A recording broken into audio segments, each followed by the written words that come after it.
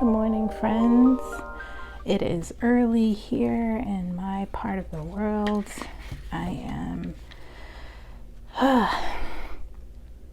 honestly just getting my day started, going for a trail run in about an hour or so.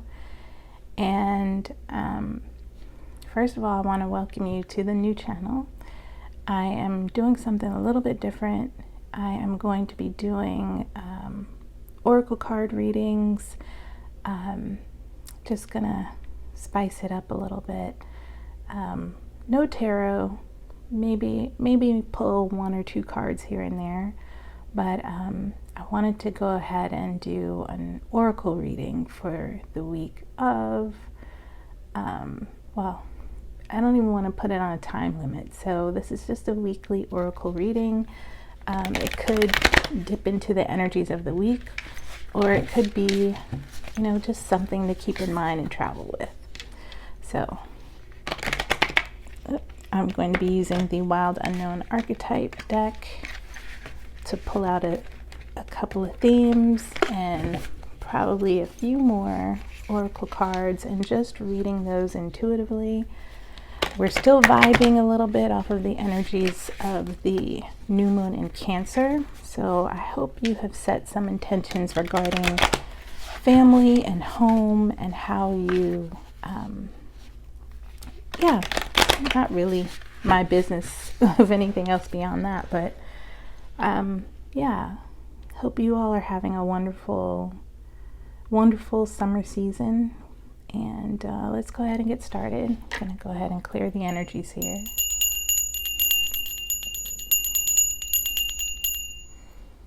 Okay, so let's see. Spirit, do you have a message for us today? Do you have a message for us surrounding the energies in the coming days or weeks or months? Something that we could keep in mind to help us as we go forward. Okay, so I've been seeing this come up a lot. Of course, we've got the shadow card again, and we have the Aletheia. Aletheia. I think that's how you pronounce it. Aletheia. And at the bottom of the deck, we have the Forest.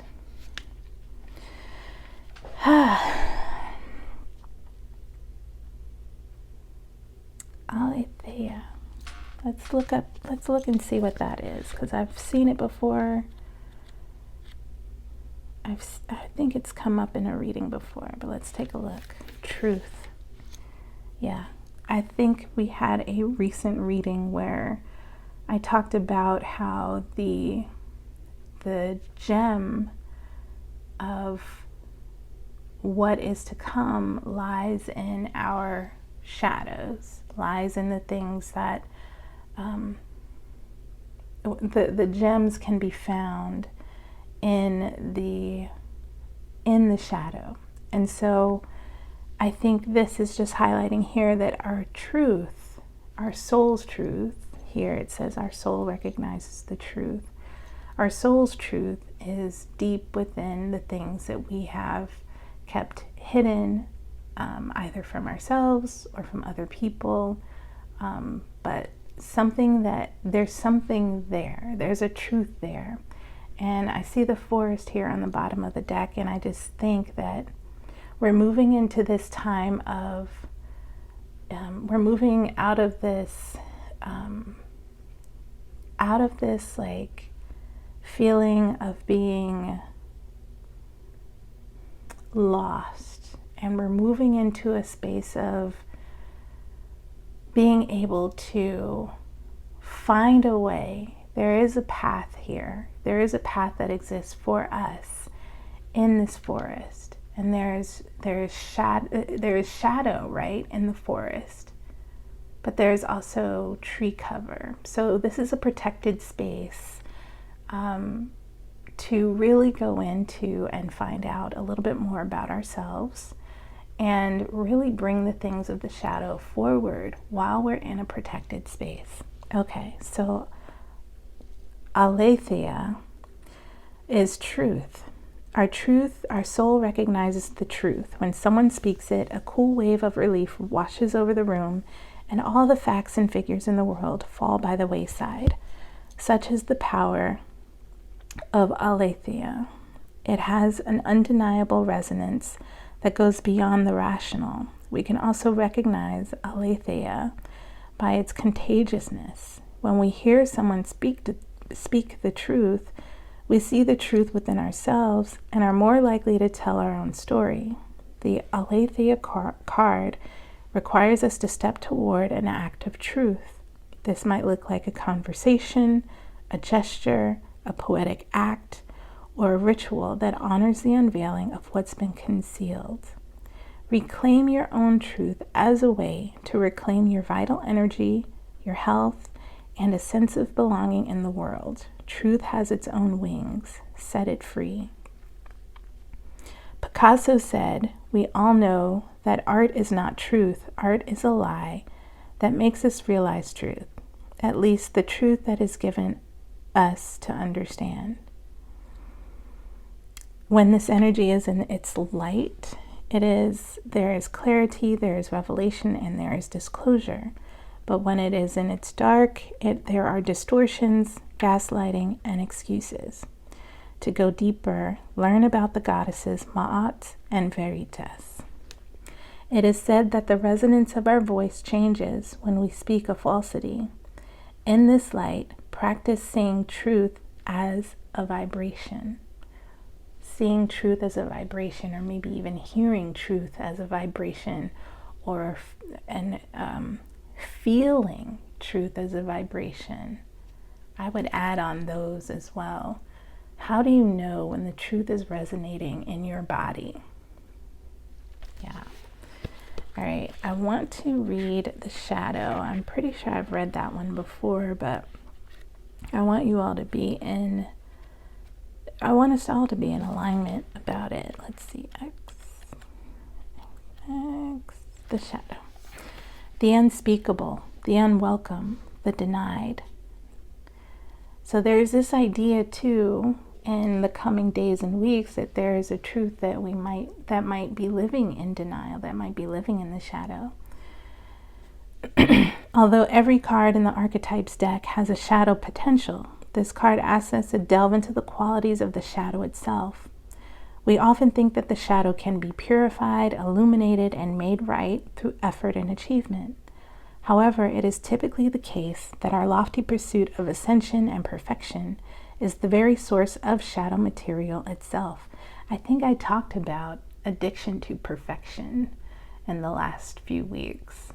And so it's kind of like if you find yourself holding judgment toward something or someone, or if you find yourself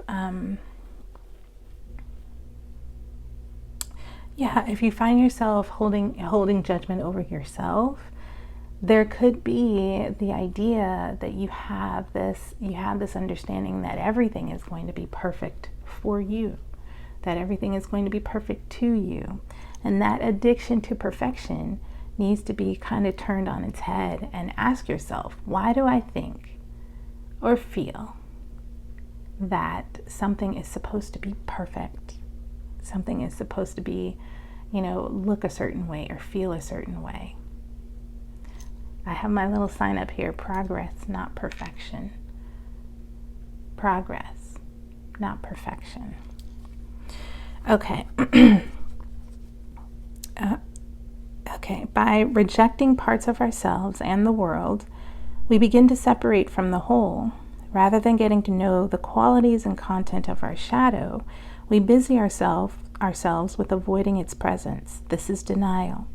When this card appears, it's time to take inventory of those things you've been denying. When the mind responds with, no, anything but that, you are touching shadow. Find support for this deep inner work and move toward the shadow with patience and compassion. Contemplate the following scientific observation. The closer an object, person, place, or community is to the light, the longer the shadow it casts. And it's so funny, I have I have a statement carved on. I have an emergency band on my watch here, my fitness watch, where I urged myself to get closer to the light. And in understanding that I was going to get closer to the light, I also accepted that I was taking accountability for casting my shadow. Satin, if you can hear the noise in the background, that's just my air conditioning kicking on. Okay, so when you're in the light, you're revealing unconscious aspects. When the shadow is in light, you are revealing unconscious aspects of the self and the world. When it is in dark, you're denying unconscious aspects of the self and the world. To go deeper, read Owning Your Own Shadow by Robert Johnson. I think that's the R. That's what the R stands for. And the shadow of the gods are the very gods themselves. Reflect on the statement by James Hillman in A Blue Fire. What do you despise about yourself? By answering, you move toward shadow. Yeah. All right. Oh, and forest. What am I doing? Let's read forest.